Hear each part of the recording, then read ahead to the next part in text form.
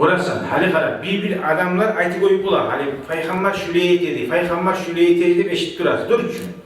Hali shundan siz bir de eshitmadingiz, payg'ambar alayhissalatu vassalam, "Hey mu'minlar, yatıngiz erta namaz chaqirgan so'ng, ikki rakat sunnan darilgan so'ng, yatıngiz deb aytgan hadis eshitdingizmi?" Usal bir alimlar onu bayanlab keldilar, barına da bir adamlar aytib qo'yib bular, payg'ambar o'zini xosiyatidir, o'zi shulay suyadi deb aytib qo'yib bular. O'zini, o sağa kasatsa değil mi? O'zi siyaseti prosta. O sunnat olmayı da koyup bular bir adamlar.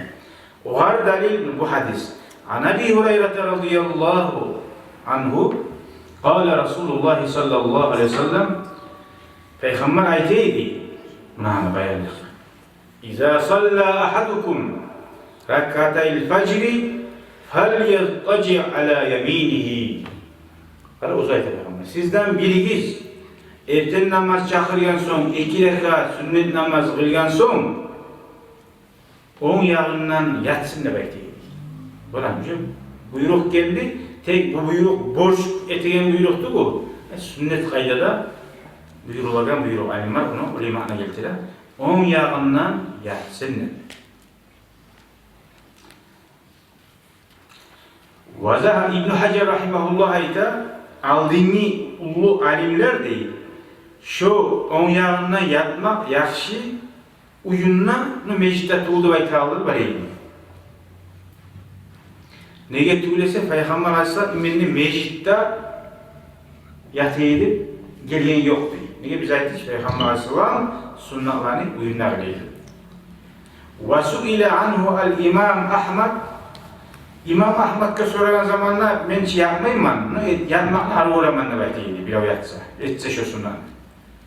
قال النووي رحمه الله إمام النووي ayta şoğar bayallak verip المختار الاضطجاع لظاهر حديث أبي هريرة no saylanganı tayanmak, yatmak şu hadiste aytan kuyuyor.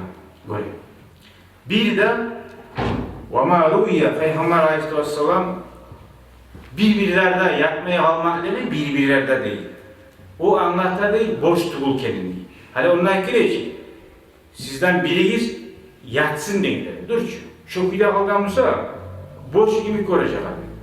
Peygamber Aleyhisselam şunu aytmada aytip, uzayta duracak, yatsın dengiler.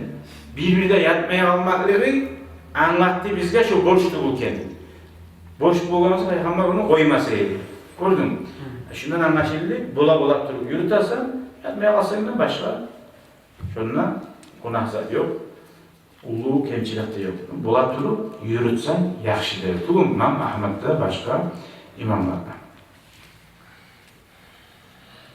Vazahaba bazı salaftir. Halise eşittiği bir adam var dedi. Biz ayettik ki meclitte gayda olsanlar, uyda olsanlar. Bir imam var, uyda etmekle, yapmakla argor değil. 2 rekat sünnet namaz kılgan so'ng.